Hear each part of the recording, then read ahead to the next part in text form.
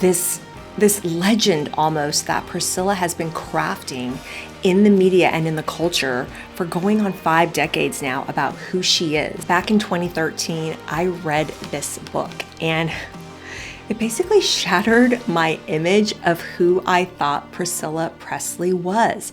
Everything that Suzanne writes about in this book flew in the face of what I thought I knew about Priscilla Presley. And if you watch parts 1 and 2, you'll know exactly what I'm talking about. Because if you believe what Suzanne Finstead writes in this painstakingly researched book, it's basically mind-blowing.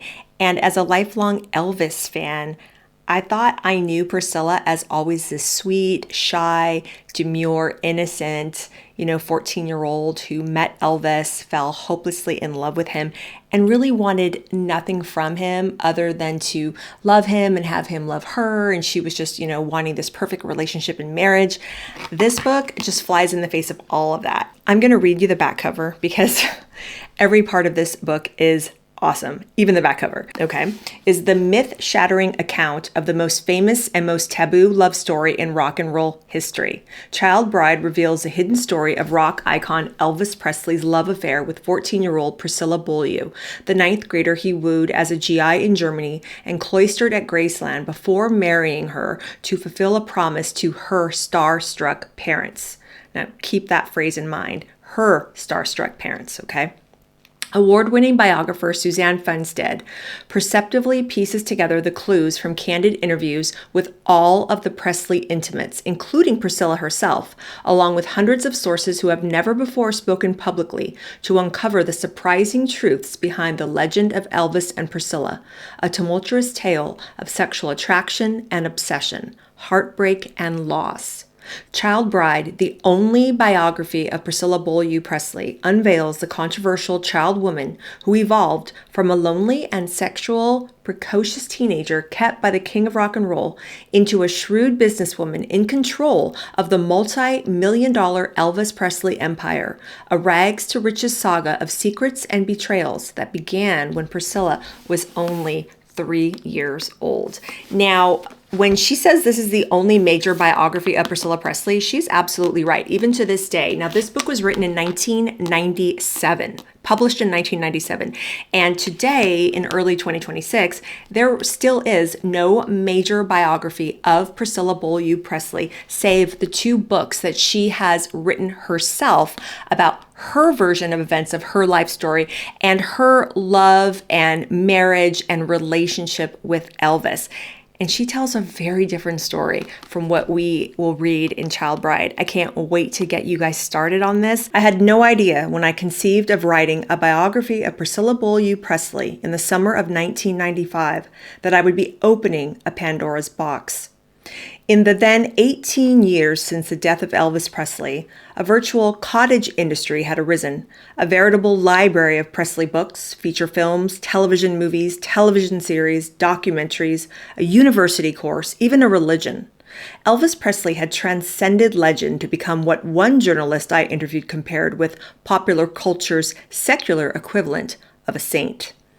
As his once notorious child bride, the woman with whom millions of Elvis fans have had a love-hate relationship, Priscilla Presley seemed, to me, an important cultural icon in her own right, yet curiously, little was known about her. As a teenager, she was cloistered at Graceland, trailed by whispers labeling her Elvis Presley's Lolita.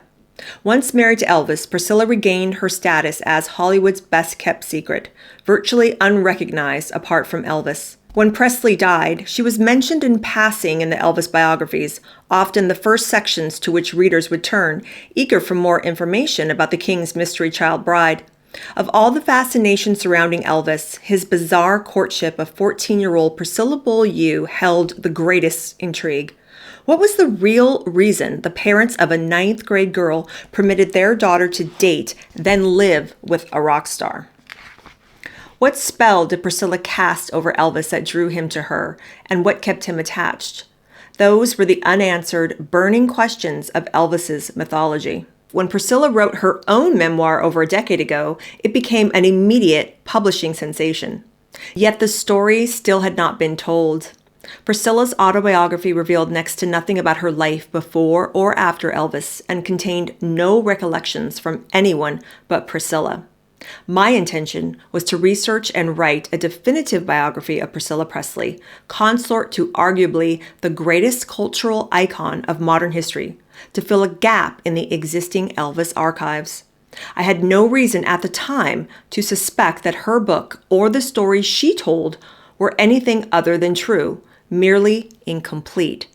And I want to mention in part 1 of the 2 videos that I have already done about Priscilla Presley, I will link those in the description or somewhere at the end of this video.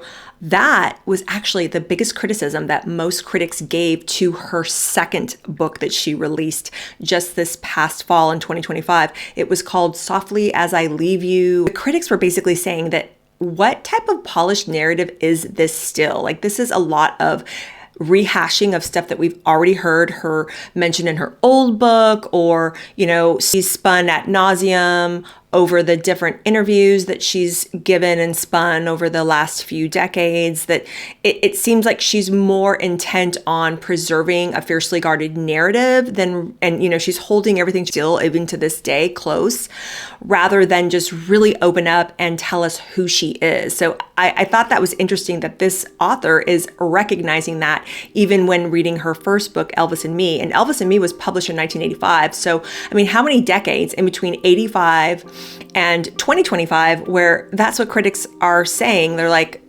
this is the same old. When are we going to get the real Priscilla, right? So that's where this book comes in, y'all.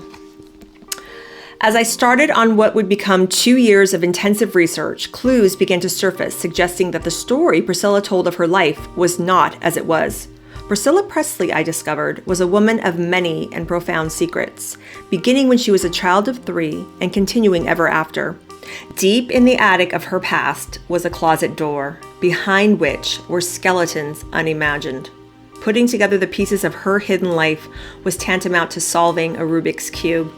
What I uncovered in part was that the legend of Elvis and Priscilla, rooted in Priscilla's memoirs and repeated as fact in countless Elvis biographies, was an elaborate fiction created by Priscilla as a result of a series of Byzantine, occasionally traumatic events leading up to her meeting with Elvis and continuing afterward.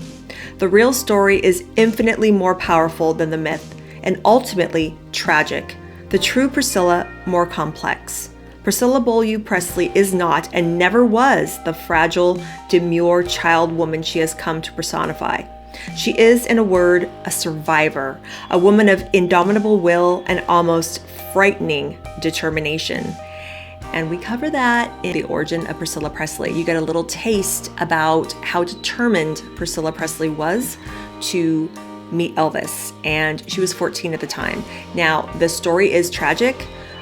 You listen to the story, watch the video. It's the abuse of a child. Priscilla was 14 years old, and she was involved with a man who basically abused her in order to give her access to Elvis. And I go into that in that video.